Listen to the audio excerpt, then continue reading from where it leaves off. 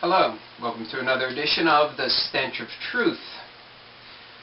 I see that Barack Obama won an amazing landslide victory in the South Carolina primary, and I noticed that all of the media pundits were eager to jump on the bandwagon to try to explain it or to explain it away why he was able to win so handily. Of course, John Edwards suffered a very significant defeat in his home turf. Now, I listened to his acceptance speech, and I couldn't help but notice that one of the key things that he is trumping about for his campaign is change. Change, change, change. And I've heard the same thing from Hillary Clinton, heard the same thing from Edwards, heard the same thing from just about everybody who's running for office. What I found so incredibly ironic about this situation is that the two candidates who so represent change and who so would have brought meaningful and significant change are either forced out of the race, Dennis Kucinich, who had a plan to bring radical change to Washington, D.C., sadly gone now to focus on his run for Congress, or they are so incredibly marginalized and completely ignored, so much so that in the Florida debate, Ron Paul wasn't even given a significant chance to speak. They fear him even saying any words. So not only do they ignore him in the media, but they also, during debates and in other situations, try to hog up the time with something else because they fear his even speaking, because they know that everything that comes out of his mouth is profound and meaningful, and they can't even risk him being able to say anything, which is sad. Very, very sad. So if change is the big theme for this election, I find it highly ironic that the number one Democratic candidate for change, Dennis Kucinich, was forced out of the race, and the number one candidate for change on the Republican side is marginalized and systematically ignored. Well, then it got me to thinking about what would an Obama presidency mean if he were able to carry this over and actually win the White House. So I wanted to look at contributors and see exactly where the money is coming from. So when I look at Barack Obama, I see that his top 10 contributors are, in order, Goldman Sachs, Lehman Brothers, National Amusements Incorporated, J.P. Morgan Chase and Company, Sidley Austin LLP, Exelon Corp., Citigroup Incorporated, Citadel Investment Group, Jones Day, and Skadden Arps et al. Now, of all of these particular groups, you have Goldman Sachs, Lehman Brothers, J.P. Morgan Chase, and Citigroup and Citadel Investment Group, which are all either huge financial powerhouses or, in the case of Citadel Investment Group, a hedge fund. Of the rest, you have mostly law firms, namely Skadden Arps et al., Jones Day, and Sidley Austin LLP. Then you have the movie theater giant National Amusements, and you have an energy provider in Exelon Corp. Now, of the top 10 contributors, the vast majority of them are financial and or legal. Okay, so who's he beholden to? The rich. Financial companies.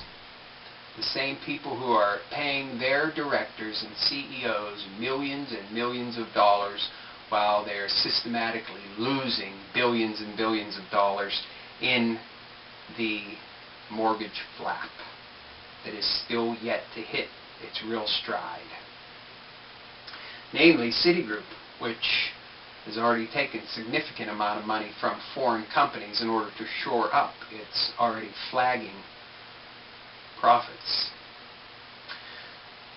So then this prompted me to look at Hillary Clinton and see what change means for Hillary Clinton. And her top 10 contributors are DLA Piper, Goldman Sachs, Morgan Stanley, Citigroup Incorporated, Emily's List, National Amusements Incorporated, J.P. Morgan Chase & Company, Kirkland & Ellis, Skadden Arps et al., and Greenberg Traurig LLP. As you can see, once again, except for DLA Piper, which is an emerging technology company,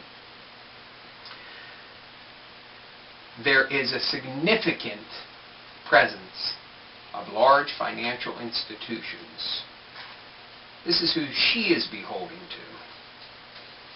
Do you think that whenever she becomes president, if she were to become president, there would not be some payback to those who contribute to her? Well, you'd be foolish if you thought that. Looking at John Edwards, we see a slightly different picture. The number one contributor to John Edwards is Act Blue, which is a political action committee for individual contributors. They are the single, by far, largest contributor to his campaign. So, on the one hand, he does offer something a little bit different, but once again, we see Fortress Investment Group, Stearns Weaver et al., Larrick Coughlin et al., Goldman Sachs, once again, Witten Nelson et al., Girardi and Keese, Beasley Allen et al., Watts Law Firm, Morgan & Morgan, and Skadden Arps et al. And a little bit of money coming from Deutsche Bank, AG, and Citigroup as well. And there's Sidley Austin once again. So,